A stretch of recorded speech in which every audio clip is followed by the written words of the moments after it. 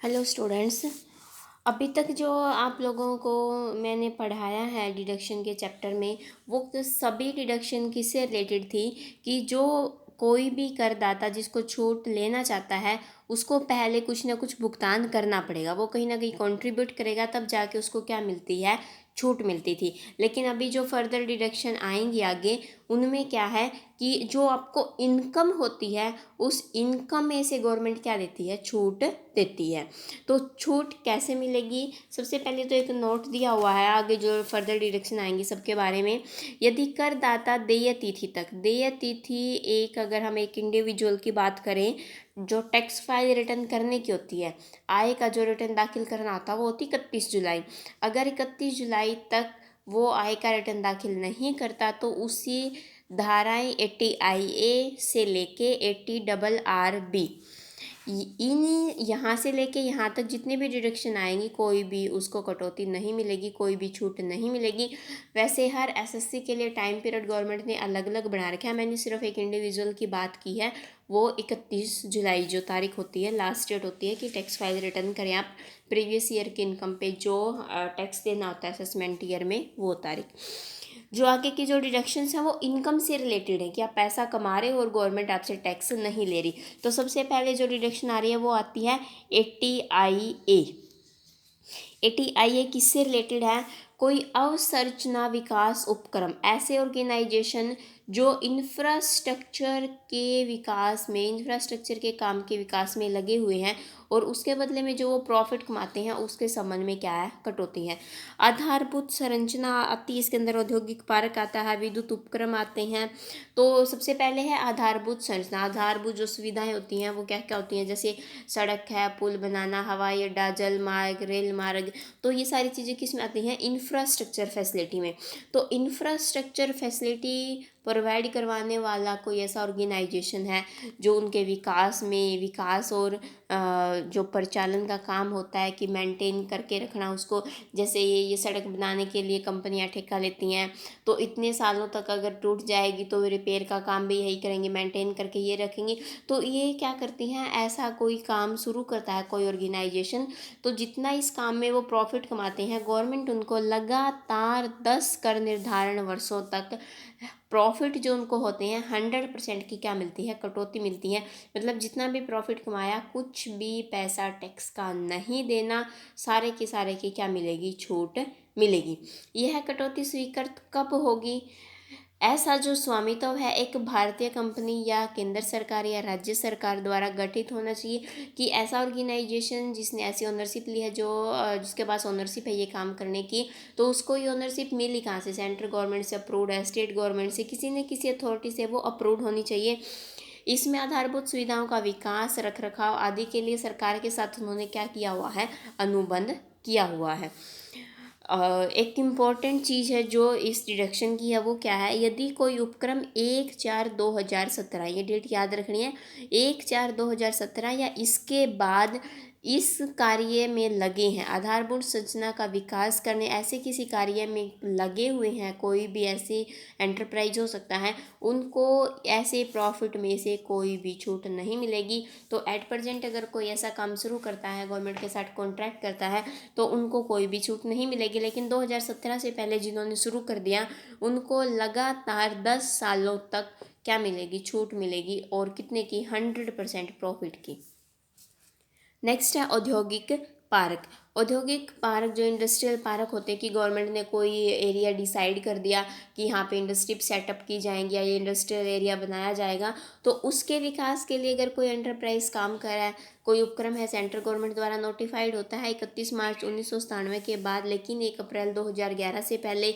Special economic zone कब से है, कि 31 मार्च 1997 के बाद, लेकिन 1/4/2006 से पहले।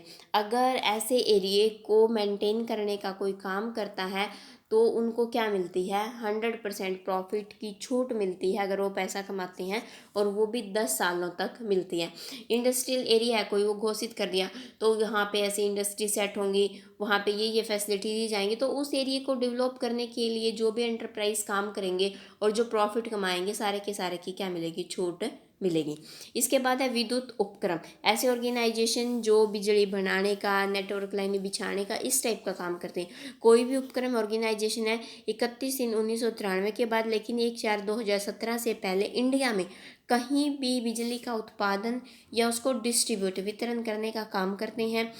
31/3/1999 के बाद, लेकिन 1/4/2017 से पहले नई नेटवर्क लाइन जो बिछानी है उसका काम करते हैं, या जो नेटवर्क लाइन बिछाई हुई है उनको रिनोवेट करने का काम करते हैं। तो उनको भी 10 सालों तक क्या मिलेगी, 100% प्रॉफिट की छूट मिलेगी।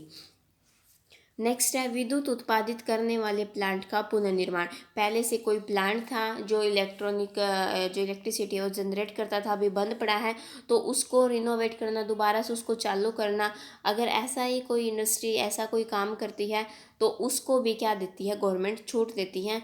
ऐसी कंपनी है, भारतीय कंपनी है, 31/11/2005 से पहले स्थापित। तो देखो ये डेट है, ये आप लोगों को एक बार याद करनी पड़ेंगी। इसके बाद है इस कंपनी के पास कम से कम 50% से अधिक सार्वजनिक अंश हैं, जो सार्वजनिक क्षेत्र की कंपनियों के पास होनी चाहिए, ऐसे अंश इनके पास हैं।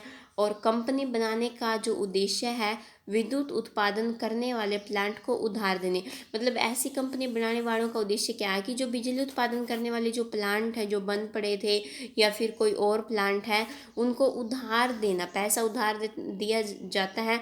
तो उधार देने वाले जो बैंक हैं, डेवलपमेंट बैंक हैं, उनके हितों की रक्षा करना।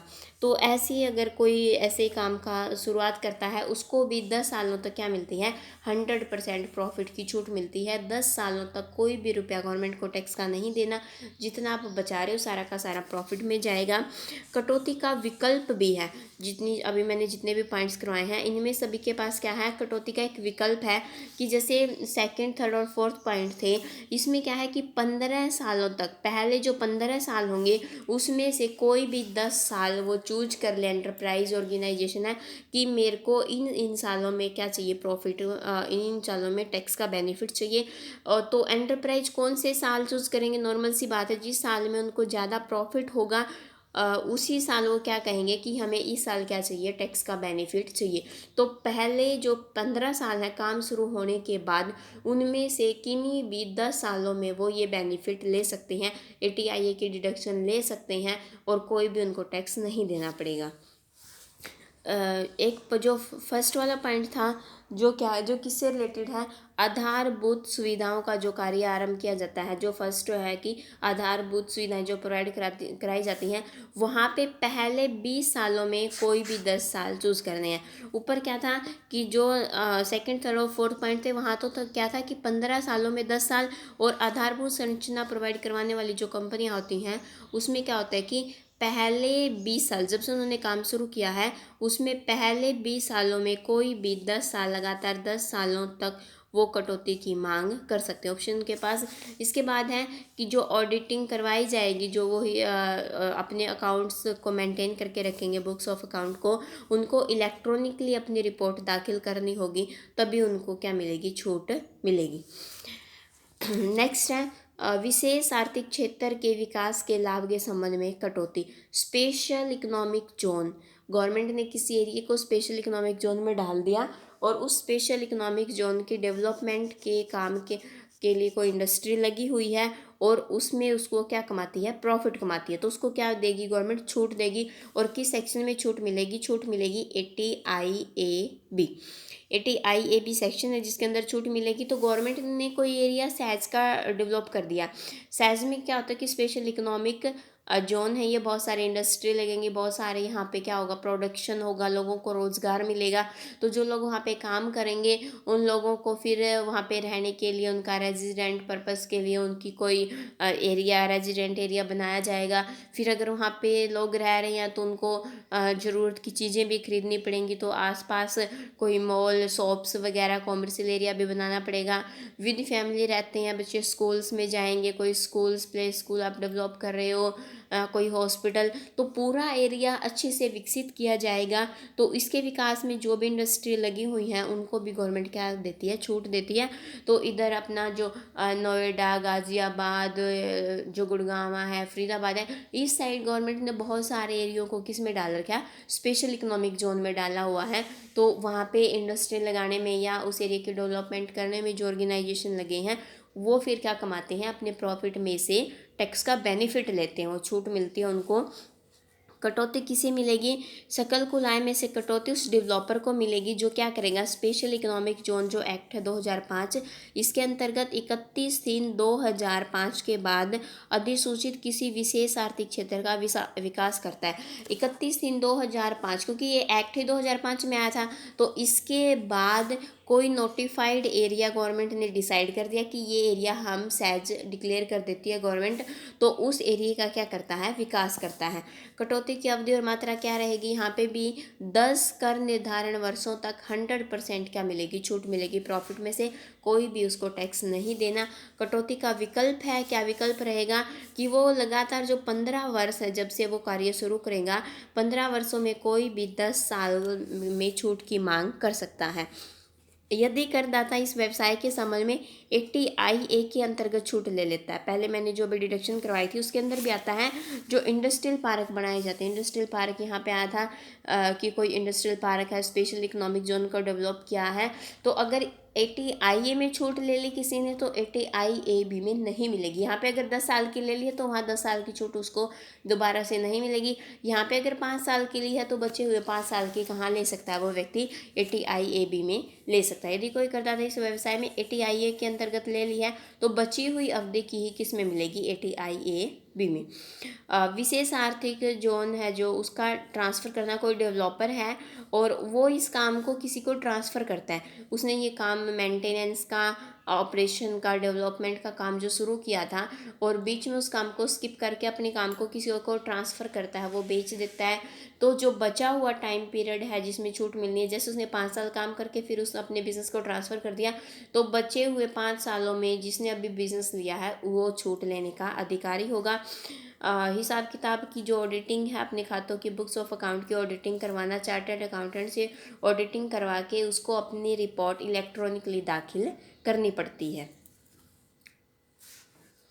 इससे जो नेक्स्ट है वो है 80IAC।